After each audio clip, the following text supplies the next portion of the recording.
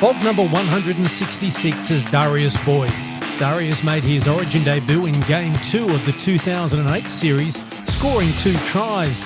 Darius is in rare company, having played 341 NRL games, winning premierships with both the Brisbane Broncos and the St George Illawarra Dragons. Darius winning the Clive Churchill Medal in the Dragons' 2010 success.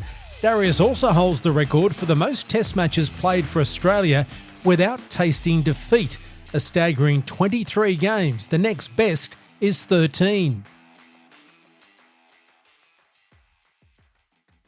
At the end of a superb career, what does it mean to you to be a Fog? Oh, very special, I think. For me, growing up, I just wanted to play one game for the Broncos, to be honest. I never really thought about representative honours. I didn't think that was even within my reach. And I used to go to Broncos games, and I've got photos of me in Queensland cane-toed shirts and different things. But the Broncos was a goal, and probably a goal that I thought that was out of reach too. So to play for the Broncos, and then obviously Queensland, and play as many games I did, as many years as I did. When you look back and all said and done, sometimes it's still a pinch yourself moment that I was lucky enough to do that. When did it enter your realm of possibility that you could be playing Origin, or was it something that sort of snuck up on you? I think it came out of the blue a little bit. It was in my 3rd season of NRL that I got picked for Queensland, and I hadn't been in any emerging camps or squads up until that point, which they kind of used to do pretty regularly. So Game 2 come along, and I think Justin Hodges got suspended at Broncos in our club in Clubland, and I got a call. I think it was Bruno Cullen, our CEO at the Broncos, gave me a call actually, and I thought he was joking. He goes, "No, I don't joke about these type of things." And it was just for me, I thought it was a bit out of the blue. I had been playing some pretty good football at the Broncos, but still thought there's probably other guys ahead. And like I said, I hadn't been any of those QASs growing up or those emerging squads. So then when I got into camp, Mel kind of just said, "No, you deserve to be here, and I'm looking forward to watching you play." And that was all the kind of confidence and belief that I needed to go out and hopefully not let the state down.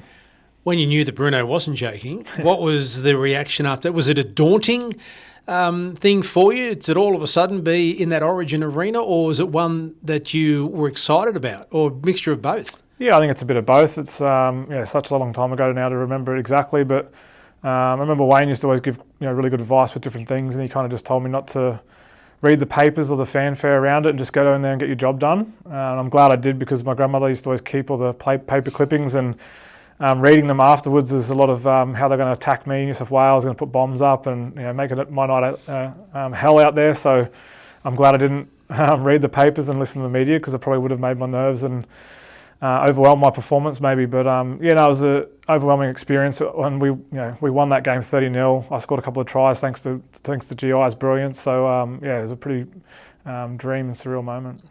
Was it a quick moment? What was it like playing that first Origin match? Did it just sort of flash by?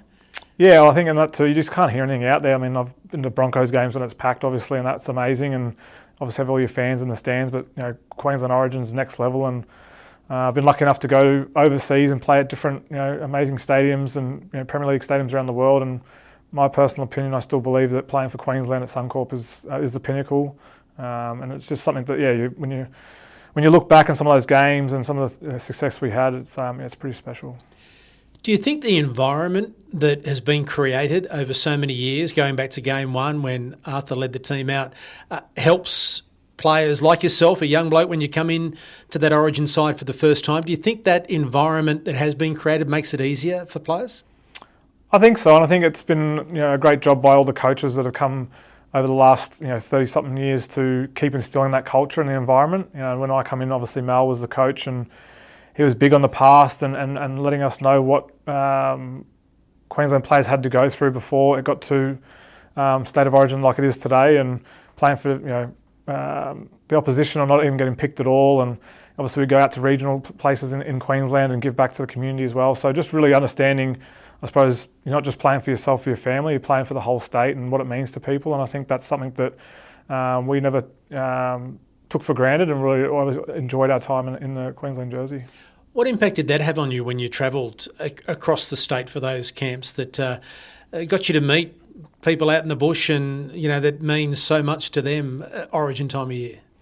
Yeah, I think as you get older, you realise that life's about it's about giving and having a purpose. And I think definitely part of the Queensland team that I loved and enjoyed and was being able to go back and give back and give to some communities less fortunate and see what it means to people. And like I said, it meant a lot to my family and people around me, but to see what it means to the wider community and how important it is, and one win or a series win can really do so much for a town that might be going through some hardship or adversity. I think it's just really special to know that rugby league's important, but it's a game, but it can change people's lives for the better for sure. At that level of the game, and you go into an Origin camp with, you mentioned some of the players around you, and you've played with some of the greatest players to ever play the game.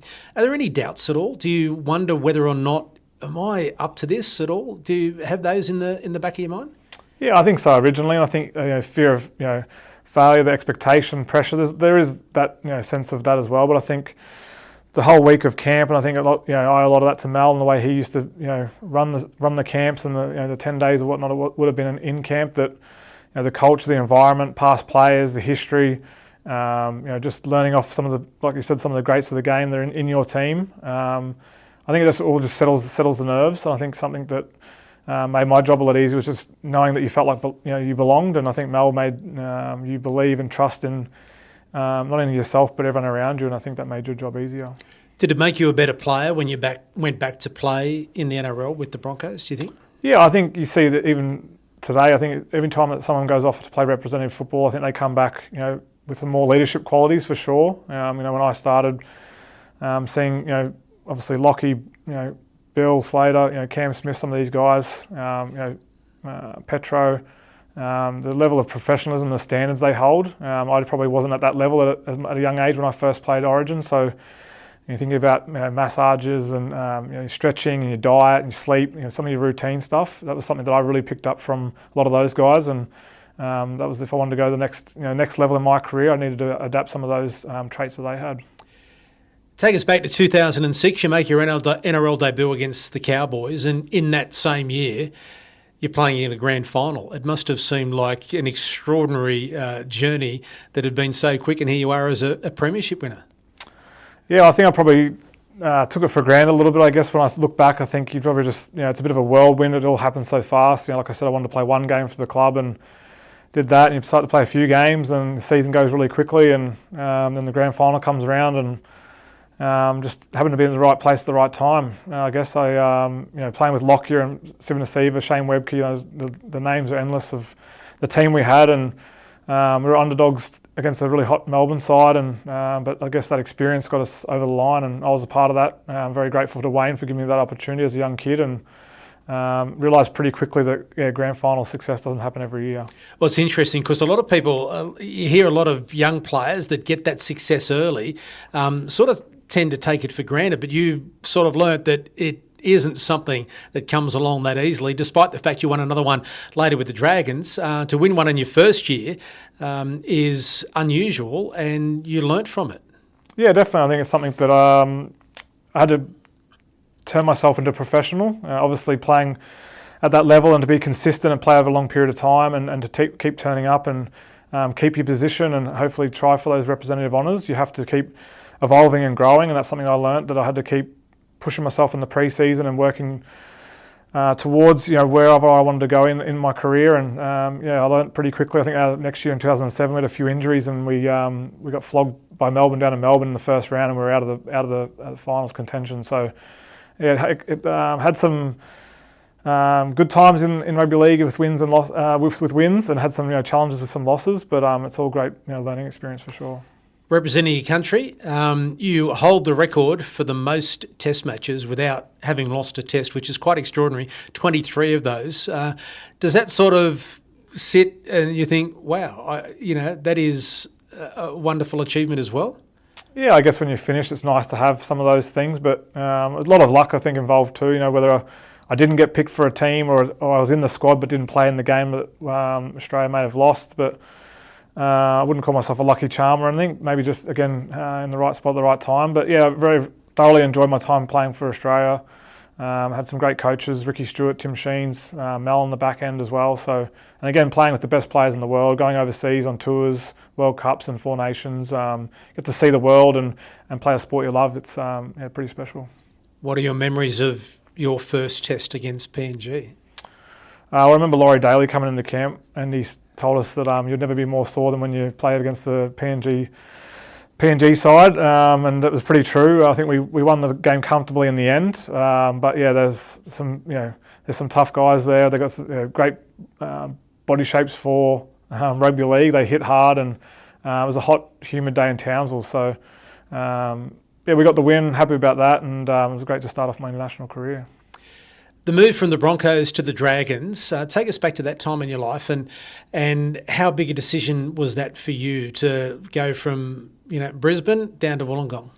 Yeah, it was a big one. I didn't want to go originally, and I suppose in hindsight, I learnt pretty quickly that rugby league's a business, and the Broncos kind of just told me that they wouldn't renew my contract following the 2009 season. So I might as well go while I've got some opportunity. Just played Origin and injury free, which it was a bit of a shock. Would have loved to stay in Brisbane, but looking back now, was the best decision I ever made. Wayne kind of said, "Well, you can come with me," and I guess that's probably where our connection probably formed stronger. And going down the Dragons, I got to play fullback consistently, which was great from my experience in the game and growth, and got to move away from home again. I thought was good for me off the field, just to grow away from family and friends and experience something different. And looking back at my career, a couple of years at the Dragons were some of the best times of my career. We had a really successful side. We were very successful over a 3-year period. I think we were minor premiers twice. Obviously won the 2010 premiership. We won the World Club Challenge, and just really had some good times down there. It was a great town, nice, close to the beach, and that. So there's a lot of fond memories from that experience. And so looking back, I'm grateful for it. But at the same time, it wasn't easy, but definitely glad I did it. Yeah, it's interesting, isn't it? Because you grew up on the Gold Coast and you're playing with Brisbane, etc., sort of in a southeast corner of the state of Queensland. It seems that by that move to the Dragons and the Knights, and despite all the ups and downs that brought with it, it made you what you are today.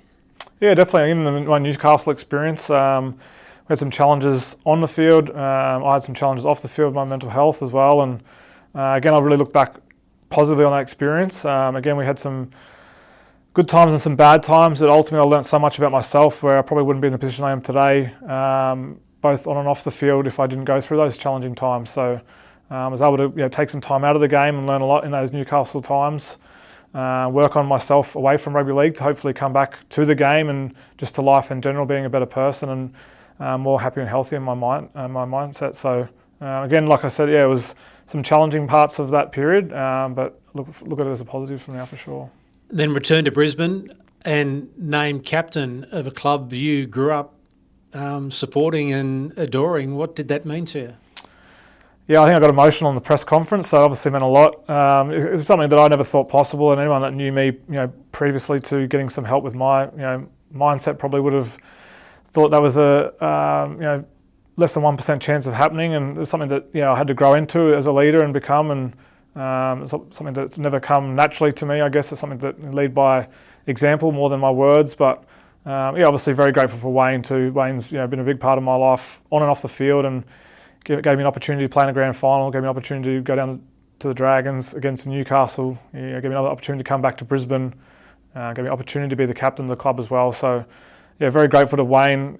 He's been a big rock in my life for a long period of time, and my career definitely wouldn't have panned out the way it did if I didn't have Wayne in my corner for sure.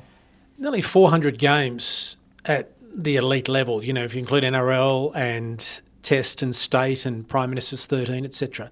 It's quite an extraordinary career, Darius, for a young bloke that was hoping to play one game for the Brisbane Broncos. Sitting here now, you've retired, you're enjoying the good life, so to speak. How do you look back on your career? Yeah, that's a good question. Well, just with a lot of gratitude, I think. When I think about some of the people I've met, the place I've been, the teams I've been able to play for, the success, the failures, the learnings, the growth. Very grateful I wouldn't be the person I am and in a happy and healthy space without rugby league. I owe a lot to the game, and I do try to give back now, and have been so for the last 10 years or so, because the game's given me so much. And I probably can't repay the game in that way, but hopefully I can help juniors and next generation coming through, because it's something that rugby league saved me in a little way, and I'd like to repay that and do that for the next generation coming through if I can. I suppose the next question is, the bleeding obvious, but you mentioned Wayne Bennett a couple of times and what he's meant in your life. Would you be where you are if it wasn't without Wayne? I don't think so. I never had a father growing up, never met my father, so probably leaned on some sport coaches, my high school coach, obviously Wayne coming to Brisbane as well. So I leaned on some mentors and father figures and some role models throughout my, especially early days. And, Wayne, as everyone knows, cares about the person more than the athlete. And I think that's where he has most success, but he generally has interest in the person. And he knows that if you get your stuff right off the field, then you'll probably come and play pretty good rugby league on it. And I took to that really, really quickly. And well, the greatest coach wants you to be in his teams, then I wanted to be a part of that. And we had some success, like I said, had some failures, but and he's given me a lot of wisdom over the years, clip around the years occasionally as well. But all positive stuff in the end. And like I said, whether it's been some things I need to learn or things I've done well, I'm just grateful to have him in part of my life for sure. Where does your grandmother sit in all of that and the influence she's had on you too? Yeah, she was huge. She took me in my last few years of school. Had a few family dramas and whatnot, so it was kind of me and her for a long period of time. And she was my number one supporter. She kept all my jerseys, kept all my newspaper clippings, which I have now because she's passed. But it's it was really fun. We became pretty close, had a really special bond and connection. And it was nice to, I suppose, see her get excited about me playing on the field, and I'd always ring her before a game, and she'd always say, "Don't get hurt," and that was her little thing that she liked to say to me. So it was just nice to see someone in their last years, I guess, that I could bring some joy and excitement to her life. Now, a couple of tough questions in terms of, unfair.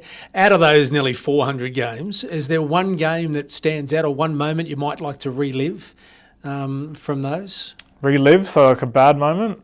Oh, it could be a bad moment, it could be a good moment. Oh, relive in a good way? In a good way, yeah. Which would you like to, if you could get the chance again to do again and relive that moment, what would it be?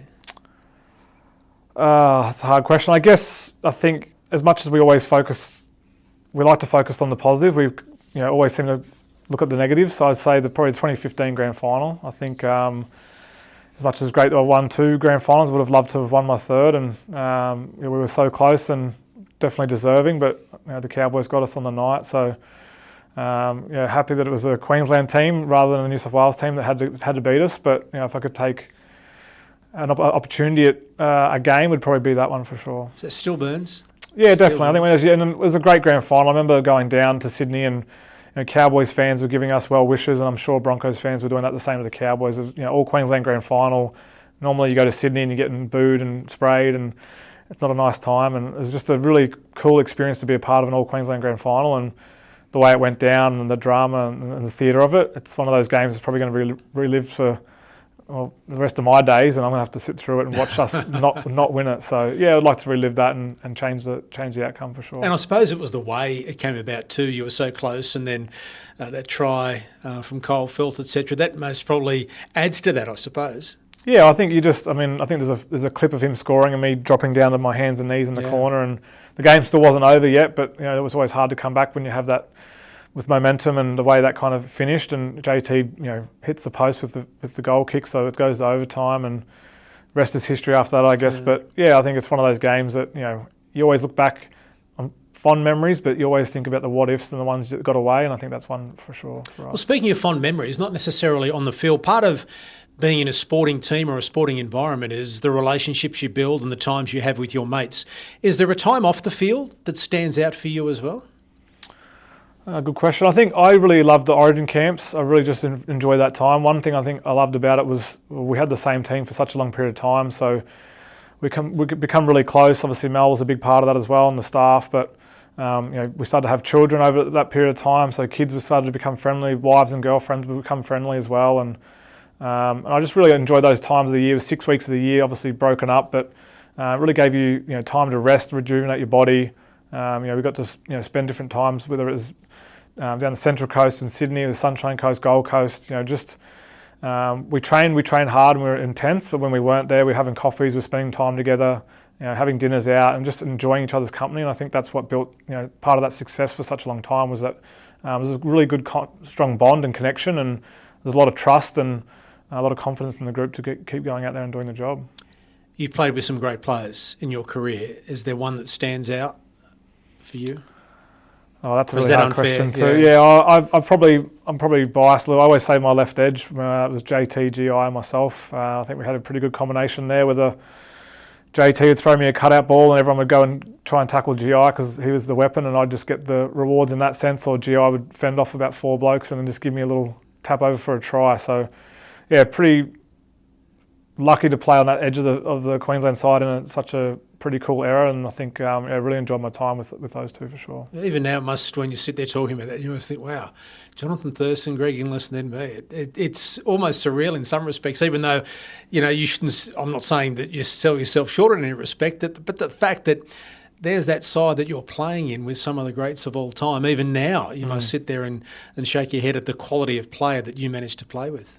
Yeah, I think a lot of in sport you got to make your own luck, but there's a lot of luck in it as well. And I always prided myself on being safe and disciplined and doing my job, not letting anybody down, and also being available. Being not injured, missing games and whatnot. I think I played all my Origins. I never missed a game. I was always available to play Origin, and I think that's part of it as well. Never giving my opportunity to somebody else to take my spot, and as long as those two are doing their job, then I looked fancy on the wing, which was good. If there was a player, is there a player that you never got the chance to play with, whether it be current, in your era or from a year past, that you would love to have played alongside or played with? Yeah, probably in my era, I'd say someone in the forwards, probably Sonny Bill Williams or Sam Burgess probably comes to mind. Just obviously a leader in the pack. Some guys that really led by example. You probably felt safer when you run out with those type of players. Wear their heart on their sleeve. They're passionate. They were dominant. Gordy comes to mind as well in that sense. So someone in one of those guys for sure. What are you doing now, away from footy? What's life after football for Darius Boyd? Yeah, I'm doing a few different things, and I'm enjoying a couple of roles I've got at the moment.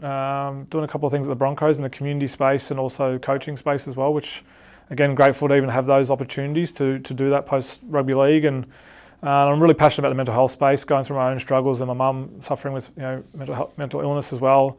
It's something that's close to my heart, and so I'm doing a bit of study in that sense, learning a bit about that, and seeing where I can take that out in the community as well. And just finally, is there any advice you would give to a young footballer who is making their way and hopefully following a path that you've set? It's a hard question. I think, it's this day and age. I think the external pressure is harder than ever. There's social media around. I was lucky that the back end of my career, social media was present, but didn't grow up with it. So I think just try to take it easy and just focus on what you can control and just work hard. I think that's probably the best advice. Is that there's always going to be external pressure out there. There's always going to be someone that doesn't like you or that has an opinion of you, and I think you just control what you can control and do work hard, and you set yourself up for success. Darius Boyd, thanks for your time. All right, thanks for having me. Thanks for watching this episode of the Fogs Queenslander podcast. If there's a Fog you want to hear from, leave a comment to let us know. And don't forget to like and subscribe so you don't miss any of our videos.